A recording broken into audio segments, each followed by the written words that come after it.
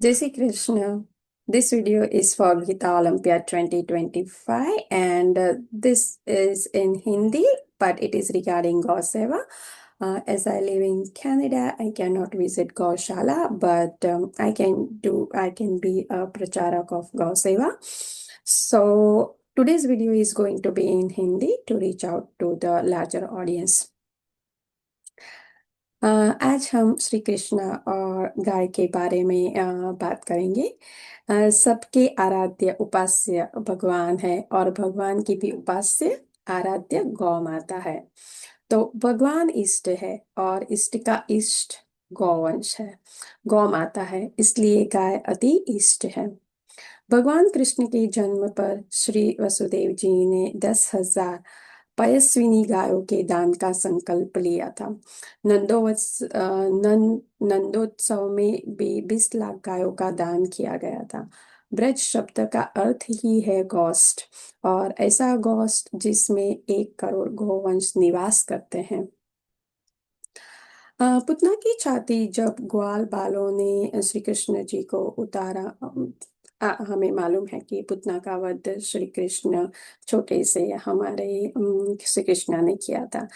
तो जब ग्वालों ने पुतना की छाती से कृष्ण जी को उतारा तो बोले कि अब राक्षसी ने स्पर्श किया है बालक को तो शुद्ध तो करना पड़ेगा। भगवान को तब गौशाला में लाया गया और गौमूत्र से स्नान करवाया गया, गोबर का लेप किया, गौ माता की चरण रज श्री अंग के श्री के अंग में लगाई और फिर उनकी पूंछ से भगवान को पवित्र किया गया। तो ऐसे सब हमें उदाहरण भी मिलते हैं कि भगवान बाल कृष्ण को बड़े बड़े रमणीय प्रांगण और सुंदर सुंदर खिलौने के बीच में बैठकर भगवान को अच्छा नहीं लगता था। भगवान गोरज में खेलने चले जाते थे। पद्मगंधा जाति की गाय नंद बाबा के महल में ही निवास करती थी और भगवान हमेशा गौरज और गौ माता के बीच में ही रहते थे। जैसे कहा कि नंद बाबा के महल में कई जाति की गाय रहा करती थी, उसमें पद्मगंधा यानी कि जिनकी श्री अंक से और दूध से, दही से, दूध से, छाछ से खिले हुए कमल के मकरंद की सुगंध प्रकट होती थी। ऐसी 1 लाख पद्मगंधा नंद बाबा के गोष्ठ में थी। उनके गौमय और गोमूत्र से भी एक विशेष प्रकार की कमल की सुगंध आती थी। जब भगवान श्री कृष्ण का यज्ञोपवीत संस्कार हुआ, फिर सांदीपनि जी के आश्रम में वो पटनी गए, तब गौ सेवा करते थे। और द्वारका लीला में तो स्पष्ट वर्णन है कि 13,084 गायों का दान प्रतिदिन द्वारकाधीश कृष्ण करते थे। सिंह स्वर्ण मंडित, खूर राजत मंडित, पूंछ में मोती और जवाहरात पिरोए हुए सुंदर रेशमी जुड़, इतना गोदान करते तो स्वयं भगवान के पास कितना गौवंश होगा। भगवान की संपूर्ण ब्रज लीला में गाय ही प्रधान है। बृहद पराशर स्मृति में लिखा है, श्रृ शृङ्मूले स्थितो ब्रह्मा श्रीमद्दे तु केशवः शृङ्गाग्रे शङ्करं विद्यात् त्रयो देवाः प्रतिष्ठिताः।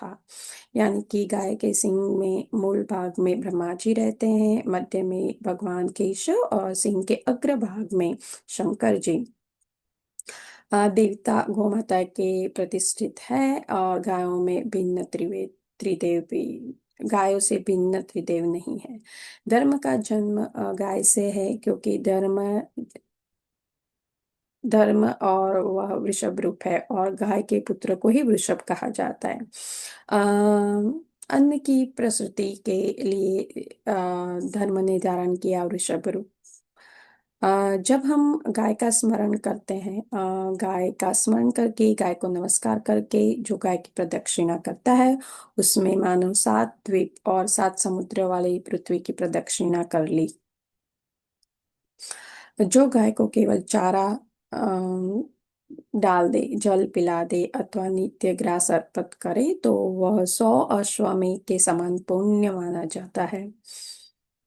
महर्षि पराशर कह रहे हैं कि अपने शिष्य सुव्रत से, हे वत्स सुव्रत, आपको पाप कहाँ से स्पर्श कर सकता है?